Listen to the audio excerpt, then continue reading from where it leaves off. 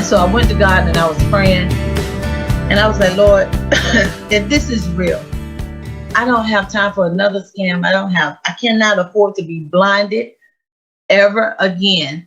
I'm tired of this. I'm about to lose everything that I have, and I need to know that this is real. So I was praying, and he gave me, God don't talk a whole lot. He'll give you 1 or 2 words and give you everything that you need. All he said was Ecclesiastes 11:1. So I looked it up, and I went to the Good News Translation, and it says that it's good to enter into foreign trade because you never know what bad luck this world is going to give you. Now, keep in mind, I'm a pastor of a church, and I've been evangelizing for 25 years. All I needed was 1 word from God, and he gave me that.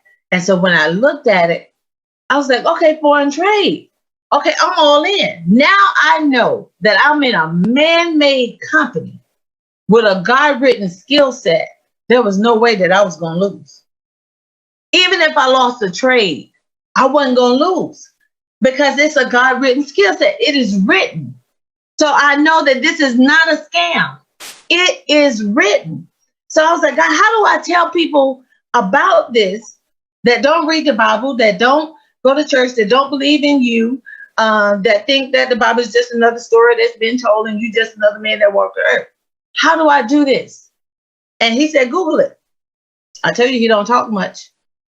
And I Googled it and I found out that Forex has been around since 4 AD. It has been profitable for 2015 years. It is the only thing that I know of today that is recession proof, that has never closed its doors, never filed bankruptcy, never laid anybody off, never, ever missed a check, but has been profitable for 2015 years and is a $6.9 trillion a day. Not a year, not every 10 years, a day industry. So when I found that out, I was all in. So I had $40 that I was willing to put in the market, and that's really all I had. I had $40 to put into the market. And you would think that $40 was like $40,000. Augustine, when I put that money in that bank, in that broker's account, I got on a live session with either Mike Miles or Christopher Derrick, and I did not know how to read the charts at all. Everything looked like EKGs and Greek, Hebrew, Chinese, Roman, you name it, I didn't know what it was. But I did know I had to hit buy and sell. Now I have 4 degrees. I'm pretty smart on that end. I just wasn't recession proof. And I have a PhD. And I don't work in none of them. But I do know how to compound interest. We use compound interest to pay our bills off, to cut that interest off that credit card. We coupon to make sure we get our groceries cheaper. We'll ride around to find the cheapest gas station to put the gas in because we don't want to pay a certain amount of dollars for, a certain amount of gallons. We know how to compound to pay our bills, but we don't know how to compound to build our money. But I did. So he told us what to get in. I prayed over it. I was so anointed at the time. I pleaded the blood of Jesus over it. I prayed over them. I was like, God, touch them. Don't let them call no bad trades. I can't afford to lose this money. And I was praying all of that. So when I got in, I know I didn't have the patience to wait for no 70, 80 pips. So I'm like, I'm going to 10 pip it all the way up and I'm going to increase my lot size as I go because, like I said, I know how to grow my money. But I didn't know, how to make it really work for me. So I got in and every time I hit 10 pips, I got in for another one and I just kept stacking it. And literally in an hour, my $40 was $500. Wow. Augustine, I was rich. You hear me? I could have went out and bought a mansion right then and there because I had no money. And now I actually saw my money work for me. It went from $40 to $500. Now, this disclaimer, past results do not guarantee future results. Trading foreign currency can be risky. And you can lose. It's called risk capital. You cannot put money into the account that you cannot afford to lose. So it had went up to $500. I was screaming, yes, I'm rich. I did this, yeah. And my husband was like, what is you hollering for? I was like, I just made $500. And he was like, what, girl, you better get that money. So now he's a believer, right? So, and I'm so excited because the word said it is good to enter into foreign trade. Yeah. And And you shall, after you enter, it's good to enter in for a trade because you never know what bad luck this world is going to give you. And after many days, it'll come back to you in profit. And you need a minimum of 7 streams of income and not 7 jobs.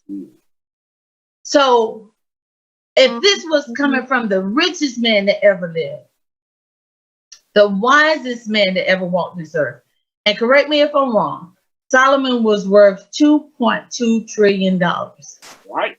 $2.2 trillion is what he was worth. And that was just his gold and his silver.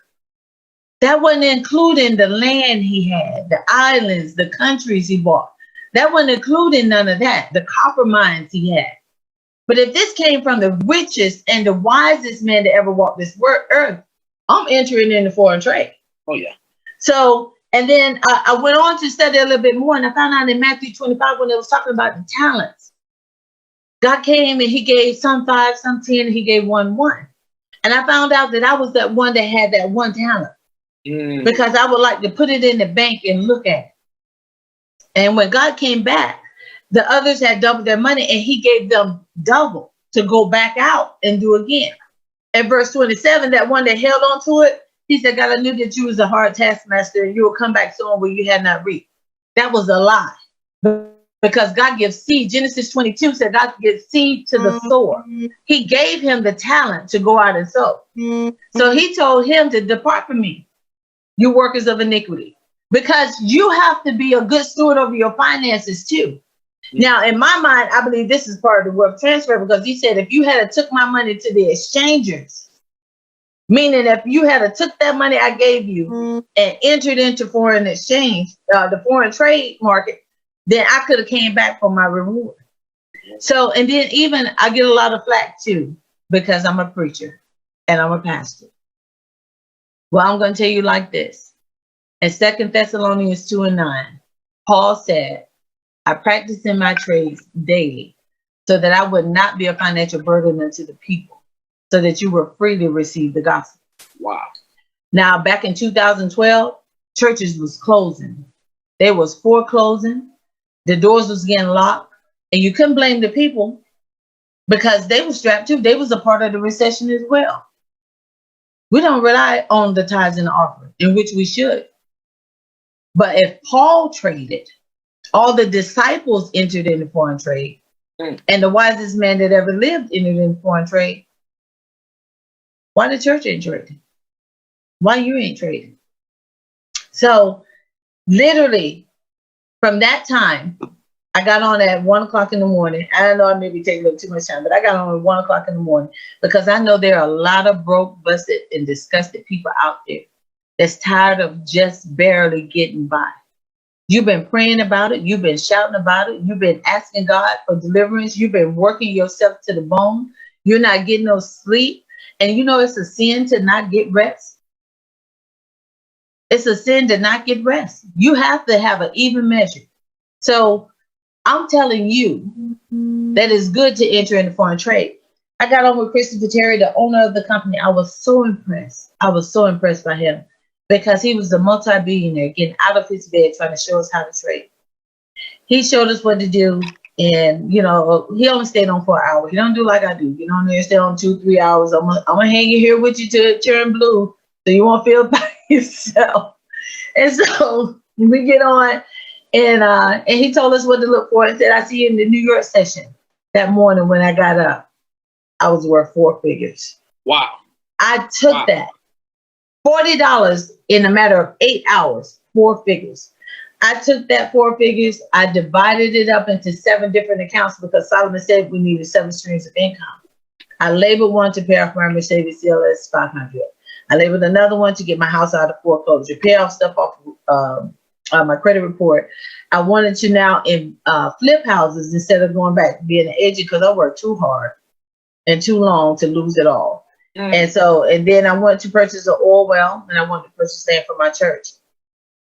Literally, if you go back to the past on my Facebook page, you'll see where I paid off my Mercedes. I had paid off everything off my credit report. I also bought a tax lien property in Lawrenceville, Georgia, in Atlanta for $5,000. a tax lien property. After 20 days, they deed it to you. And the house was worth $350,000. It was a 6-bedroom, 3-story corner lot, walkout basement in a gated community with HOA fees for $5,000. I sold it for $275,000 that another family who didn't qualify for the $350 but qualified for $275 sold it to them because I only paid $5,000 for it. There was no need to be greedy, and there should never be any poor among you. When you're blessed, you're supposed to be a blessing to somebody else. Oh yeah. So I brought the price down so that they could afford it to move in. Bought 27 acres of land, and literally, by the end of that year, I was worth 8 figures. Wow. To this day, my $40 still work for me. So I want to tell you, London, I am coming. I went from not knowing how to read the charts to being the #1 educator within the company. I created a strategy called the ECC 11 strategy. I named it after the word because the word will last forever. And I wanted everybody to know that God was the one that gave me revelation off of how to do certain things. And when I found out that it was good to enter into foreign trade, I named this strategy ECC 11 after Ecclesiastes 11:1. So if you lose a trade, it's still good to get back in the market and trade.